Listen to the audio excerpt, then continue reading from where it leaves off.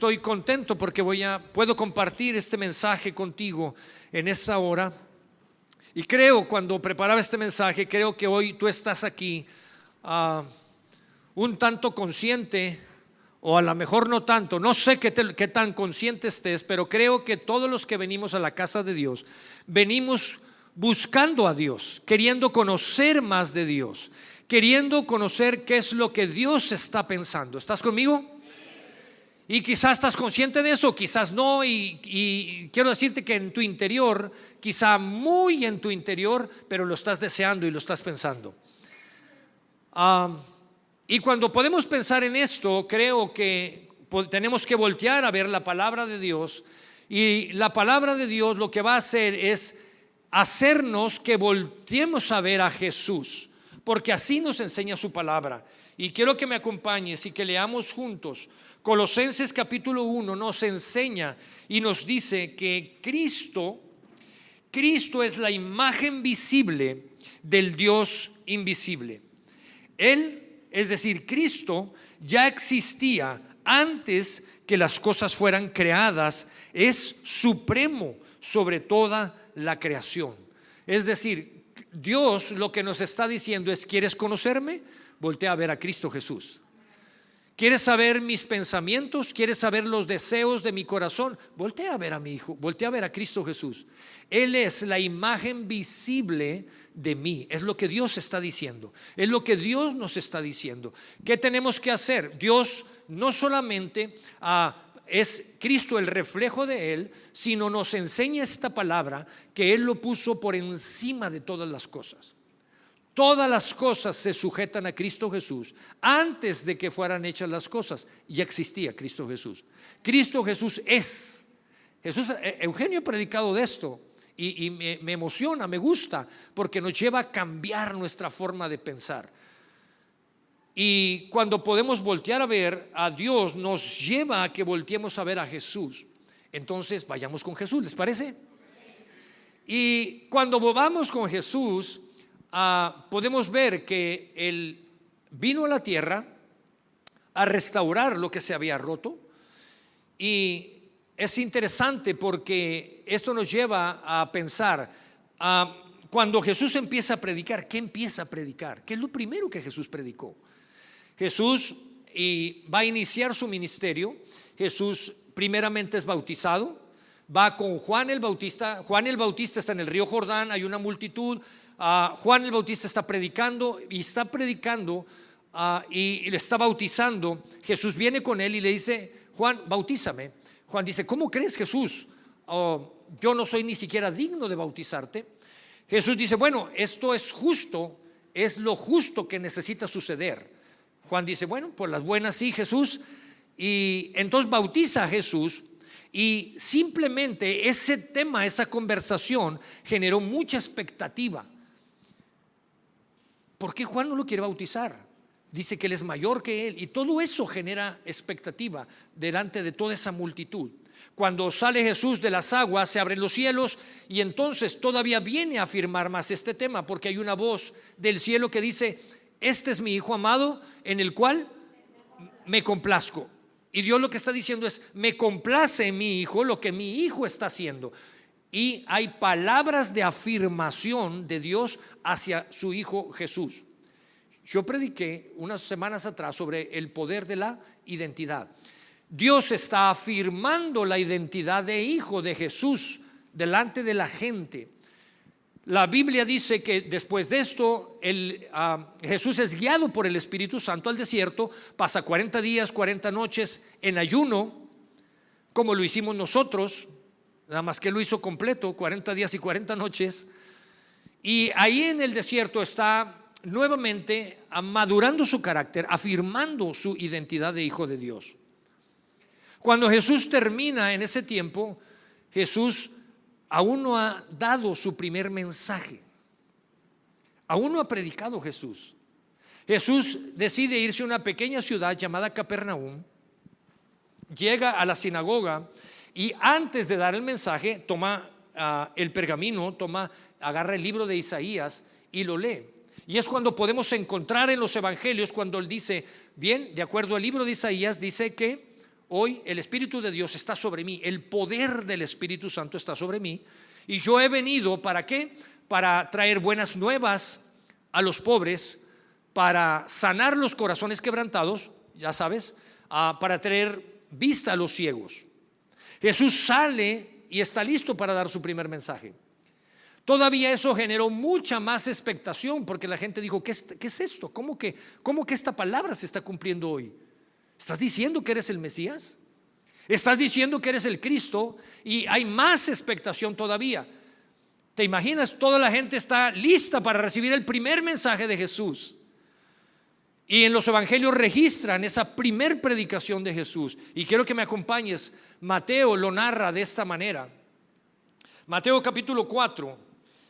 Y dice que a partir de entonces Jesús comenzó a predicar. Es decir, está dando su primera declaración pública. Y Jesús dice: arrepiéntanse de sus pecados y vuelvan a Dios, porque el reino del cielo está cerca. Wow, esto fue fuerte, Jesús. Quizá muchas personas estaban esperando un mensaje de reconciliación.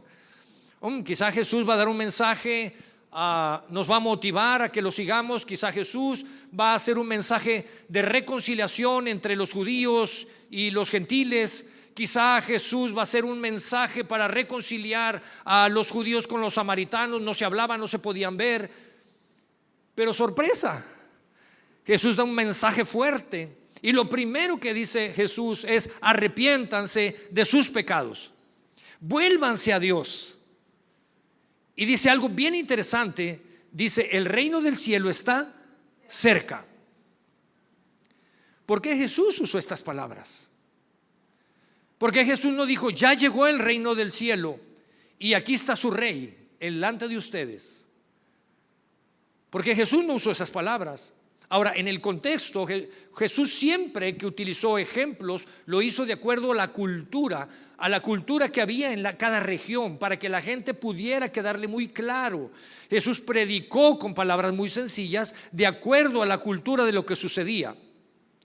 Y Jesús no es la excepción cuando dice estas palabras. Jesús lo que está diciendo es: el reino del cielo está cerca. ¿Por qué? Porque culturalmente, cuando un rey iba a ir a conquistar un territorio y establecer su reino en ese nuevo territorio, lo primero que hacía ese rey era enviar una comitiva por adelante. Y ese rey enviaba una comitiva, ¿para qué? Para que limpiara el camino, para asegurarse que cuando el rey llegara todo estuviera listo, los caminos estuvieran limpios, los caminos fueran transitables, para que el rey pudiera llegar a establecer su reino ahí. ¿Me está siguiendo? Entonces Jesús usa ese ejemplo. La gente iba a entender perfectamente. El reino del cielo está cerca. Es decir, el rey está cerca por llegar y hay que preparar el camino. Y preparar el camino significó: arrepiéntanse, porque el arrepentimiento limpia el camino para que el rey pueda llegar y entrar y establecer su reino en el interior del ser humano. ¿Te das cuenta? Entonces Jesús dice: yo puedo hablarte muchas cosas, no me vas a entender. Lo primero que tienes que hacer es limpia el camino para que yo pueda establecer en mi reino en tu interior. ¿Quieres que habite en tu interior? ¿Quieres que esté dentro de ti? Limpia el camino. El arrepentimiento. Por eso cuando Juan está predicando, Juan el Bautista empieza a predicar antes de que Jesús empiece el ministerio. ¿Y qué predicaba Juan? El arrepentimiento. Juan estaba predicando sobre el arrepentimiento y el perdón de pecados. Y Juan lo que está diciendo es: arrepiéntanse. Cuando le preguntan a Juan: Juan, tú eres el Mesías, tú eres el Cristo, ¿qué dijo Juan? No se confundan. Yo solamente vengo a abrir el camino. Y entonces toma Juan, lo puedes leer Lucas capítulo 3, Juan empieza a tomar palabras de Isaías, porque fue profetizado que los caminos están torcidos, los caminos son ásperos, los caminos torcidos se tienen que enderezar, los caminos ásperos, usa estas palabras, tienen que allanarse, tienen que aplanarse. Y lo que está diciendo es: el arrepentimiento es aquello que viene a enderezar el camino. Las personas habían torcido sus vidas, vivían vidas vacías, corruptas. Por eso Juan empieza a predicar sobre el arrepentimiento. Tú eres el Mesías. No, yo vengo a limpiar el camino. Por eso Jesús usa estas palabras y dice: el reino del cielo está cerca. El rey está cerca, pero previo a esto, que limpia el camino, el arrepentimiento. ¿Qué significa la palabra arrepentirse? Significa que hay un cambio interior, un cambio de corazón, en el corazón. Y no me refiero literalmente. No te vayas a ir de aquí al cardiólogo. Es un cambio interior en tu forma de sentir y en tu forma de pensar. El arrepentimiento interior viene a traer como resultado un cambio exterior visible en la dirección hacia donde yo me conduzco. ¿Te das cuenta? Por eso Jesús está predicando sobre esto. Por eso Juan el Bautista predicó sobre el arrepentimiento. Ahora, ¿quieres que Cristo Jesús habite en tu interior? Experimenta el arrepentimiento. Hoy titulé mi mensaje: el poder del arrepentimiento. ¿Por qué? Porque en el arrepentimiento hay poder. La palabra de Dios nos enseña que el arrepentimiento es la llave para el perdón. Lo digo de nuevo: el arrepentimiento es la llave que abre la puerta para recibir el perdón de Dios. Cuando nos arrepentimos genuinamente en nuestro interior, Dios está listo, dispuesto para perdonarnos, y entonces tomamos salvación y restauración. He visto personas que pueden pasar una vida en la iglesia, pueden pasar una vida orando y no poder disfrutar de las promesas de Dios. ¿Por qué? Porque quizá no han experimentado el poder del arrepentimiento. El arrepentimiento va a limpiar el camino para que Cristo, para que el Rey habite en tu interior. Y entonces empiezan a suceder cosas. Cristo Jesús no va a decir: mi hijito, te escucho tus oraciones cada día. Sé que me estás pidiendo cosas. Sé que anhelas. Sé que me dices que me conoces. ¿Quieres que habite en ti? Yo no puedo habitar en ti si no has experimentado el arrepentimiento. El arrepentimiento abre la llave del perdón de Dios y detona salvación y vida eterna y detona restauración. Y entonces el Rey dice: yo puedo habitar ahí. Y empiezas a experimentar las promesas de Dios. Ahora, es importante que podamos aprender la diferencia entre arrepentimiento y en remordimiento.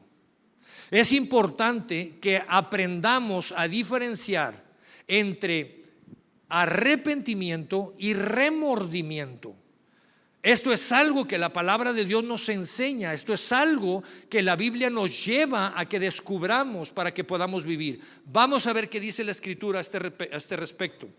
Y voy a 2 de Corintios capítulo 7. Nos enseña, dice: porque la tristeza que es según Dios, es decir, la tristeza que pudiera venir de parte de Dios, ¿qué genera? Arrepentimiento. ¿Qué genera? Arrepentimiento. ¿Para qué? Para salvación de lo que no hay que lamentarse. No te lamentes de esto, dice la Biblia. No, asegúrate de no lamentarte de esto. Sin embargo, la tristeza del mundo degenera en muerte. Wow. Esa es la diferencia entre el arrepentimiento y el remordimiento. El arrepentimiento viene de Dios. Lo voy a poner en palabras más claras. Cuando tú estás, la Biblia dice de sí mismo que es viva y eficaz. La Biblia dice de sí mismo que es como una espada de doble filo. Cuando tú lees la palabra de Dios, cuando tú oras, cuando tú tomas las disciplinas espirituales, cuando tú escuchas la palabra, como el día de hoy que estás aquí sentado escuchando este mensaje que es la palabra de Dios, Dios te va a confrontar. El Espíritu Santo busca confrontar tu interior. Esto significa que te va a incomodar. Por eso Mauricio predicaba la semana pasada sobre la incomodidad y la plenitud. ¿Estás? Y si no escuchaste el mensaje, búscalo en YouTube, ahí lo puedes escuchar. hay incomodidad. Dios genera incomodidad en nosotros, pero quiere llevarnos a la plenitud. Ahora, atrás de la incomodidad está la confrontación. Dios confronta, el Espíritu Santo confronta mi vida. La confrontación del Espíritu Santo me incomoda porque me quiere llevar ¿a dónde? Al arrepentimiento. Porque en el arrepentimiento hay perdón de pecados, y porque en el arrepentimiento tengo salvación y vida eterna, y porque en el arrepentimiento tengo restauración en mi vida. Abro el camino para que el Rey habite, y entonces puedo entender y disfrutar de la plenitud de Dios. ¿Te das cuenta? Ahora, no es fácil. Sin embargo, el remordimiento lo único que hace, puedo decirlo de manera positiva, es que es un foco de alerta que se enciende y te dice: hey, estás entrando en modo pecado. Cuidado, sientes remordimiento, pero el remordimiento no te va a llevar al arrepentimiento. El remordimiento lo que va a hacer es sentirte triste.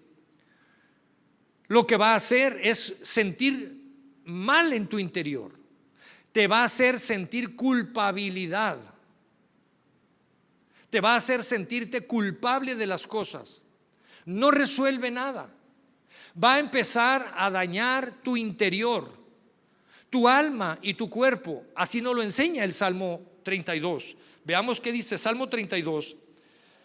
En el verso 3 dice: mientras me negué a confesar mi pecado, mi cuerpo se consumió y gemía todo el día. Mientras me negué a confesar mi pecado, me siento mal, me siento culpable. ¿Por qué hice esto? Empiezo a entrar en tristeza, y si no freno esa tristeza, empiezo a entrar en depresión. Estás hablando del alma.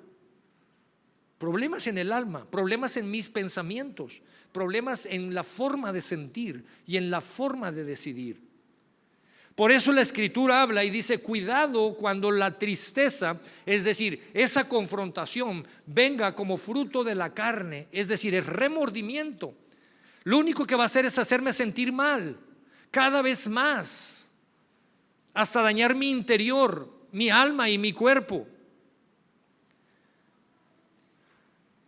El remordimiento te va a llevar a entrar en conflicto contigo mismo. ¿Alguna vez te ha pasado que estás enojado hasta contigo mismo? Y a veces no sabes ni por qué. Te lleva a entrar en conflicto contigo mismo y te lleva a entrar en conflicto con las demás personas. Y andas enojado con todo el mundo, hasta contigo. Sabes que hiciste algo mal. Hay remordimiento, hay culpabilidad. Te sientes culpable porque hice esto, porque lo otro. Estás enojado porque es un fruto de la carne que está ahí. Cuando viene de Dios y escucho que viene de Dios, Dios siempre me va a llevar y me va a confrontar a que me arrepienta de lo que he hecho. Él está anhelando perdonar el error que tú cometiste. Una persona se acercó conmigo y me decía: ya no voy a ir a la iglesia. Yo, ok. Es que me siento mal. Ve al doctor. Es que están bien serios, hombre. Me siento mal. Y yo: ¿pasó algo? ¿Sucedió algo que no estoy enterado, que necesito estar enterado? No, dice, es que me siento mal, me siento incómodo. Y yo por dentro: bueno, vamos bien. Si es el Espíritu Santo el que te está incomodando, vamos bien. Me dice: es que me siento mal porque todas las predicaciones las preparan para mí. Y siempre que predican, la preparan para mí, y esas predicaciones no están dedicadas a mí. Y yo: ¿te imaginas si los que predicamos aquí, a ver, ¿de quién? Hoy le toca a Aldo, prepárate, Aldo. ¿Te imaginas? Todo el equipo pastoral, todos los que predicamos aquí, ¿sabes una cosa? Te lo decimos con toda libertad, porque nuestras vidas son transparentes. Ya lo viví, ya lo experimenté. Cuando yo estoy predicando esto, tuve que arrodillarme delante de Dios. Dios, revélame, confróntame. ¿Qué hay que me tengo que arrepentir? ¿De qué te tengo que pedir perdón? De las cosas que me he dado cuenta, hasta de las que no me he dado cuenta. Confróntame cada vez que hay una oportunidad. Cuando está predicando aquí, Mauricio, la semana pasada, el fruto de la carne, ayúdame a quitarlo, ayúdame a reconocerlo. Y lo que Dios nos lleva es, déjame decirte qué es lo que Dios está haciendo en mi vida. Te comparto lo que Dios está haciendo en mi vida. ¿A dónde quiere llevar a la iglesia? Primero me llevará a mí, primero llevará al equipo pastoral, primero llevará al liderazgo ahí. Y lo voy a decir, y lo digo con amor. Por eso hay gente que está y no está en el liderazgo, porque implica disciplina, implica estar delante de Dios, implica crucificar la carne, implica decir me equivoqué. ¿Te das cuenta? Para poder tener autoridad moral y espiritual, para poder predicar aquí arriba. Ahora observa esto, cuando tú dejas que el fruto de la carne crezca, entonces tú empiezas a pensar y empiezas a ver todo mal, porque despiertas, empieza el juicio y la crítica. ¿Sabes por qué?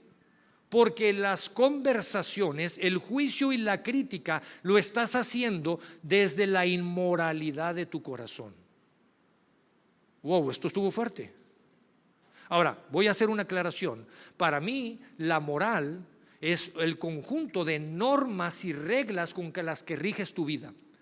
Yo busco tener una ética moral y busco, porque no soy perfecto, que esté regida en principios de la Biblia.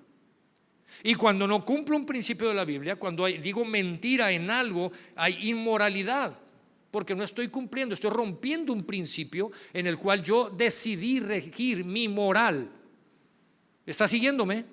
De tal manera que cuando la persona permite que el fruto de la carne crezca, cuando está viviendo, cuando hay el remordimiento en su vida, hay frustración, porque ¿sabes qué? Empiezas a ver desde la inmoralidad de tu corazón a las personas, y empieza a haber juicio y crítica, y todo lo ves con juicio y con crítica. Me encanta, Jeremías habla sobre esto, Jeremías capítulo 15, me gusta porque la palabra de Dios es muy clara y establece y dice, si ustedes, Dios está hablando y dice, si ustedes se arrepienten y se vuelven a mí, dice Dios, si ustedes se arrepienten y se vuelven a mí, yo los voy a perdonar. Y saben una cosa, ustedes van a ser mi voz.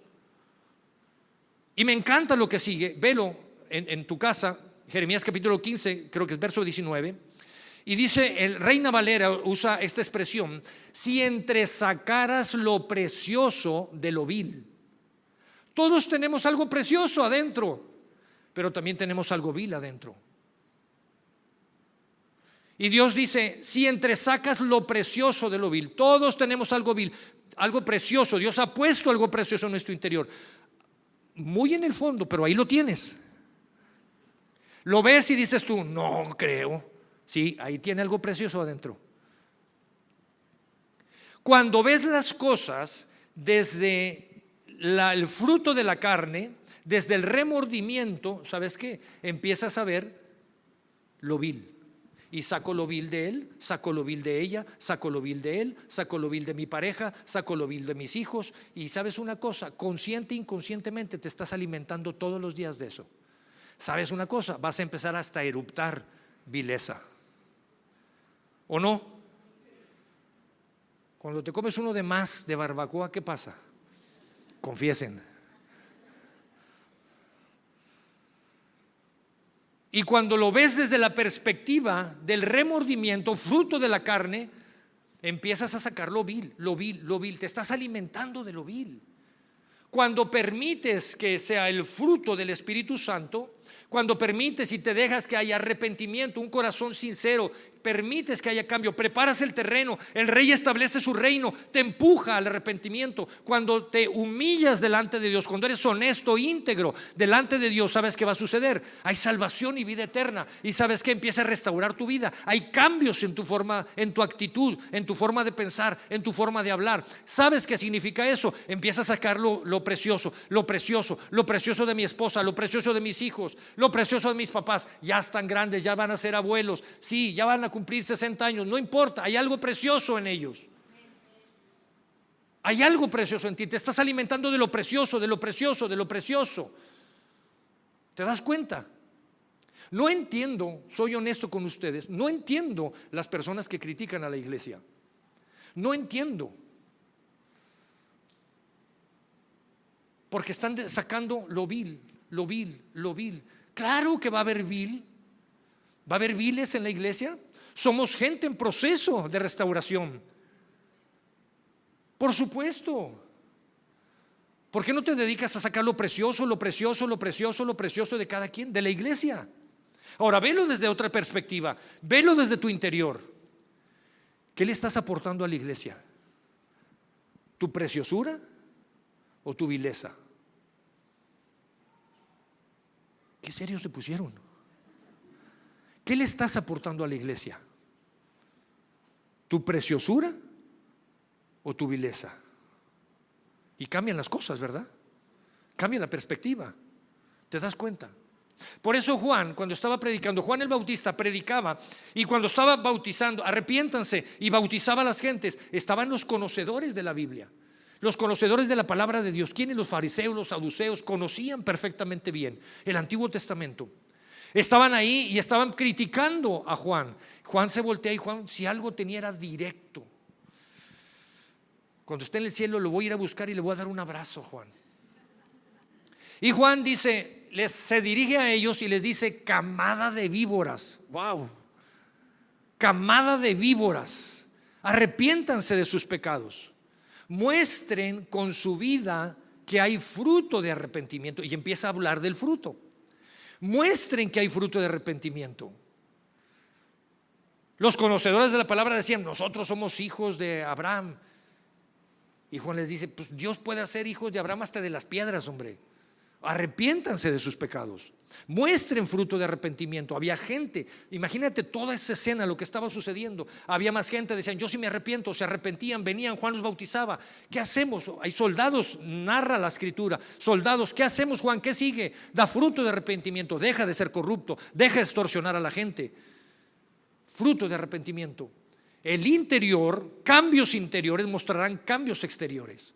Cambios de dirección en tu vida. Cuando hay un genuino arrepentimiento, significa que limpiaste el camino, quitaste el escombro, quitaste la basura, para que el Rey y el Señor de señores pueda establecer su reino en tu vida, en tu forma de pensar, en tu forma de sentir, en tu forma de decidir. Y Juan les dice: arrepiéntanse, no hay más que otra. ¿Te das cuenta? Y es tan importante Jesús, y con esto, y te digo esto, Jesús empieza su ministerio con palabras fuertes: arrepiéntanse. ¿Y sabes cómo terminó su ministerio? Con esas mismas palabras.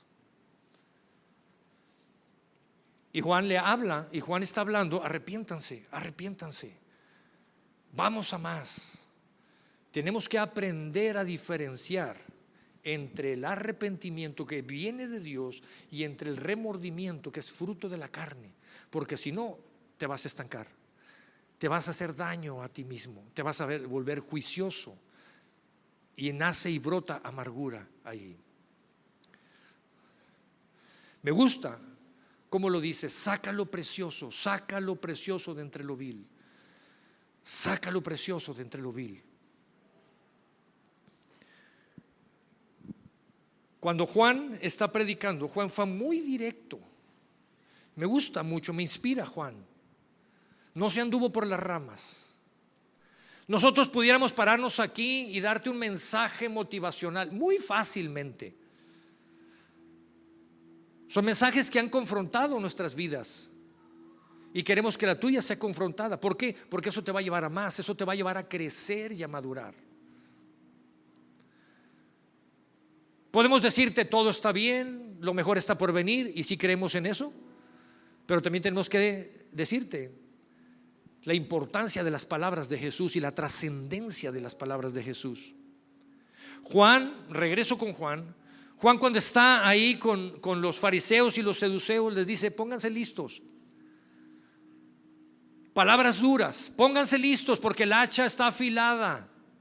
La hacha del juicio de Dios está lista. Árbol que no dé fruto va a ser cortado. Qué atrevimiento de Juan. Y puedes leerlo, sigo en Lucas capítulo 3. Y Juan dice: será cortado desde la raíz. Wow. Yo no sé qué hubiera hecho si hubiera estado ahí. Soy honesto con ustedes. Quizá yo hubiera dicho, a ver, vamos a darle una oportunidad más. ¿Qué tal si, oye Juan, y si mejor podamos el árbol, lo abonamos, le ponemos tierra, abono, desinfectante? No, Juan se fue duro y directo. Córtenlo de raíz, no da fruto, da mal fruto, cámbienlo.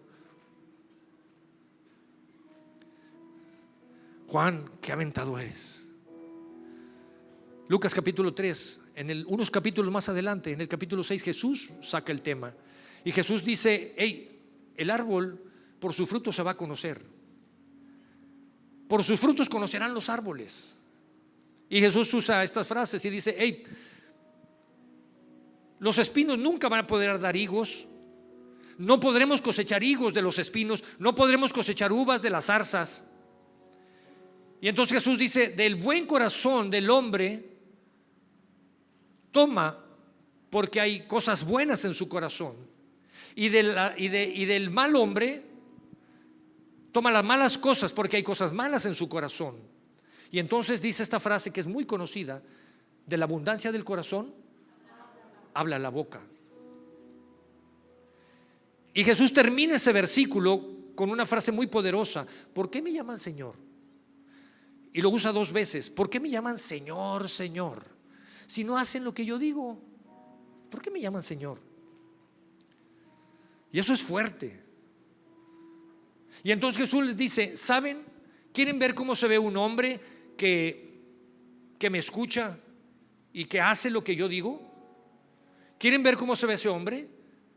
Y Jesús les dice, esto es como este hombre que cava un pozo y quita del pozo lo que no sirve, quita lo que no es bueno hasta llegar a tierra firme, cava hasta llegar a la roca que es firme, y ahí empezará a construir su casa. Ahí pondrá la cimentación de su casa, empezará a levantar su casa, y podrán venir ríos, tormentas, podrá venir lo que venga. El río podrá tomar toda la fuerza que quiera. Esa casa no se va a destruir.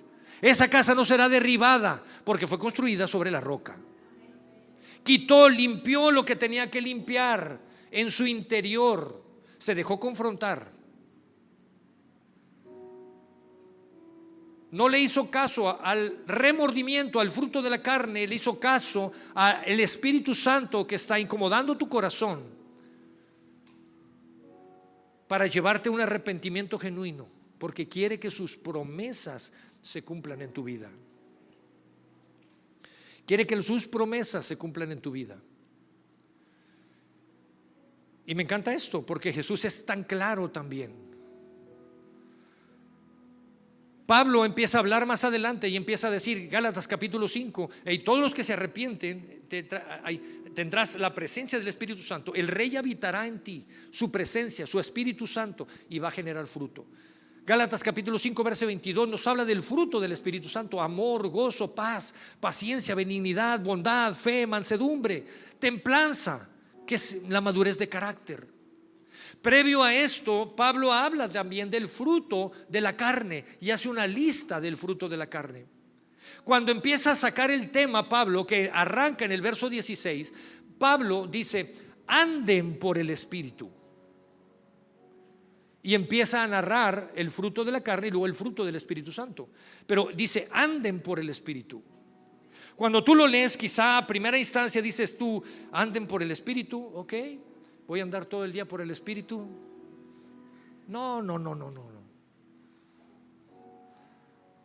Ve a trabajar, ve a la escuela, ve a estudiar. Haz lo que tengas que hacer. Lo que Pablo está diciendo es andar por el Espíritu, es dejar que el Espíritu Santo guíe tu vida en donde quiera que estés. Porque me dejo confrontar, limpio lo que tenga que limpiar. El Rey establece su reino en mi vida, en mi interior. Está el Espíritu Santo, me da dirección y me da guía. Significa que cuando tengo una situación en mi trabajo, mi negocio, mi empleo, en mi matrimonio, con mis hijos, con mis padres, en mi escuela, en la universidad, donde quiera que sea, andar por el Espíritu es darle espacio a que el Espíritu Santo obre en mí, dejar que me hable, dejar que me guíe, que me dé dirección, que me confronte, que me diga, no, esa no es la decisión correcta. Desde la moralidad de mi vida establecida por los principios de Dios. ¿Me está siguiendo? Lo contrario es decidir desde la inmoralidad de mi corazón, porque rompo los principios de Dios, rompo los principios de Dios. Entonces eso genera, no arrepentimiento, genera remordimiento. ¿Te das cuenta? Ahora, ¿cómo lo hago? Quiero concluir con esto. ¿Cómo lo hago? Ya entendí. Me quiero dejar confrontar. Ya sé que no es personal. Ya sé que no preparaste la prédica para mí. Quiero hacerlo, quiero entenderlo. ¿Cómo lo hago? No vamos a inventarnos nada. Tenemos que ir nuevamente a la palabra de Dios. Vayamos nuevamente a la palabra de Dios y entonces podemos encontrar en el segundo libro de Crónicas qué es lo que Dios nos dice directamente a nosotros. Disciplinas espirituales que nos da para poder hacerlo. Porque te voy a decir una cosa, probablemente vas a batallar, no es fácil. Y entonces dice su palabra, es Dios hablándonos. Y dice Dios, si mi pueblo, segunda de Crónicas capítulo 7, si mi pueblo se humilla, si mi pueblo se humilla, si mi pueblo se humilla. Hay gente que dice, no, yo no. Prefieren humillarse delante del pecado, delante de lo corrupto, están doblegándose, pero delante de Dios no. ¿Cómo me voy a doblegar delante de Dios? Pero si me doblego delante del vicio, delante de algunas cosas. Y Dios dice, si mi pueblo se humilla, es decir, tienes que quitar la soberbia de un lado, la altivez, porque eso bloquea el que seamos humildes delante de Dios. Si mi pueblo se humilla, si mi pueblo ¿qué? Ora, si mi pueblo busca mi rostro. Y en cuarto, si mi pueblo se arrepiente de sus caminos malvados. 4 cosas que tenemos que hacer. Humíllate delante de Dios. Si te vas a doblegar, doblégate delante de Dios. No te doblegues delante de lo corrupto, lo vano, lo impuro, delante de lo vil.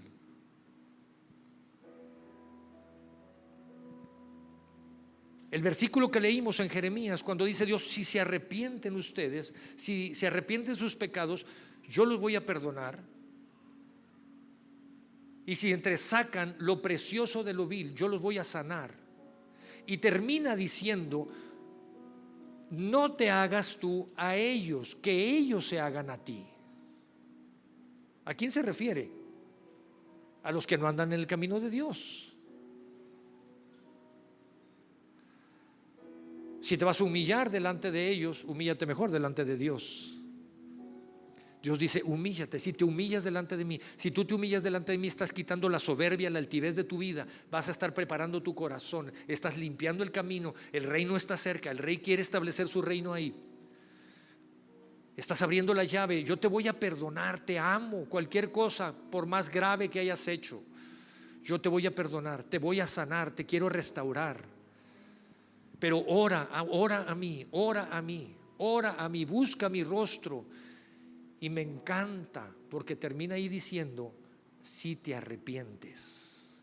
Y vuelvo a mencionar lo que dije hace un momento. Puedes tener una vida en la iglesia, una vida orando a Dios, pero si no limpias el camino, si no desescombras el camino, si no allanas el camino, lo pones plano, el rey podrá estar escuchando. Te escucho, sé que estás ahí, pero yo no comparto eso. Yo no puedo darte mis promesas, el cumplimiento de mis promesas. Yo no habito en un corazón que está así.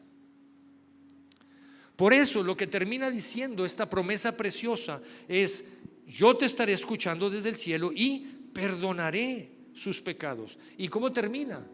Y restauraré sus vidas. Esta versión dice el país. Hay versiones que dicen tu tierra. Dios me ha dado algo a mí. ¿Qué me ha dado? Un matrimonio. ¿Qué me ha dado? Una familia. Me ha dado hijos y un nieto que viene en camino. Y es lo que Dios me ha dado, y yo deseo y anhelo que eso sea restaurado. ¿Por qué? Porque no soy perfecto, Porque hay cosas que necesito cambiar, hay cosas que son viles también en mi interior y que tengo que trabajar todos los días con ellas, porque es la carne que se quiere alebrestar, que se quiere levantar, que se quiere sobreponer sobre el espíritu. Y Dios dice: yo voy a sanar tu tierra, voy a sanar tu matrimonio, voy a sanar tus hijos, voy a restaurar las relaciones que tienes. Mira, tengo una persona que es conocida, estuvo conmigo en la universidad, jugó conmigo en la universidad, básquetbol. Mis hijos coincidieron en la misma edad que mis hijos jugaron con sus hijos, lo conozco bien. Él tuvo mucho éxito en su negocio, fue exitoso en su negocio, su familia, sus hijos. Sin embargo, él tuvo un problema y había un vicio en su vida. Yo hablé con él, le hablé y él no entendía. Él no quiso limpiar el camino, no quiso limpiar el camino. ¿Sabes qué terminó pasando? Su matrimonio se estaba viniendo abajo. Cada vez había más problemas con su esposa en su matrimonio, había problemas con sus hijos. Llegó al grado que él quiso solucionar las cosas no por las vías de la palabra de Dios, que es dejarse confrontar con Dios, arrepentirse de lo que estaba haciendo con ese vicio, pedirle perdón a Dios para que Dios restaurara su vida. Lo más fácil fue: invitó a su esposa a unirse al vicio que tenía él. ¿Qué crees que pasó? Se terminó de derrumbar ese matrimonio. No solamente se terminó de derrumbar el matrimonio, se derrumbaron los hijos, se derrumbó su negocio, se acabó todo. Entonces es cuando la palabra de Dios toma sentido, cuando tú lees este salmo y cuando empiezas a decir: ¿cómo crees que se sentía él? ¿Que se siente él? Es cuando toma sentido la palabra de Dios, este salmo, cuando dice: hey, la tristeza que viene del mundo no te va a llevar a buenos lugares, te va a mal aconsejar. ¿Sabes que la tristeza es no tener el pasado resuelto? La depresión es no tener el pasado resuelto. Problemas en tu presente, el estrés es problemas en el presente. No tener el presente resuelto te estresa. Y no tener el futuro resuelto en cuanto a qué va a suceder, eso genera ansiedad. Ahora imagínate una persona que está viviendo en depresión, estresada y con ansiedad. Es una bomba de tiempo. ¿Qué es lo que en el interior tiene que cambiarse? Porque Dios desea restaurar lo que tenga que ser restaurado. Dios desea y anhela restaurar lo que tenga que ser restaurado en tu vida.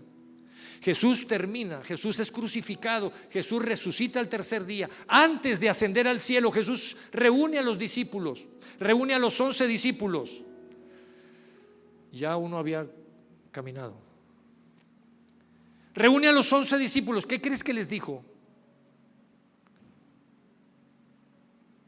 El perdón de pecados y el arrepentimiento y el perdón de pecados tiene que ser predicado a todas las naciones. Vayan y prediquen. El arrepentimiento y el perdón de pecados tiene que ser predicado en todas las naciones. Vayan y prediquen. Hoy se cumple esta palabra. Hoy, en este día, aquí en Aliento, en Monterrey, en esta casa de Dios, hoy se está cumpliendo esta palabra porque hemos predicado del arrepentimiento y del perdón de pecados. Tú puedes ser parte de eso. Tú puedes ser parte del cumplimiento de esa palabra. Finalmente Jesús dijo algo súper poderoso: nada podrán hacer fuera de mí. Nada podrán hacer fuera de mí. Un poco más adelante Pablo responde a eso y dice: todo lo puedo en Cristo que me fortalece. Lo experimentó. Experimentó que fuera de Dios, fuera de Cristo no podía hacer nada, y experimentó que con Cristo todo lo podía hacer. Wow, eso es poderoso. Hoy hemos predicado sobre el arrepentimiento y el perdón de pecados, y hoy se cumple la palabra de Dios y tú puedes ser parte de esa palabra.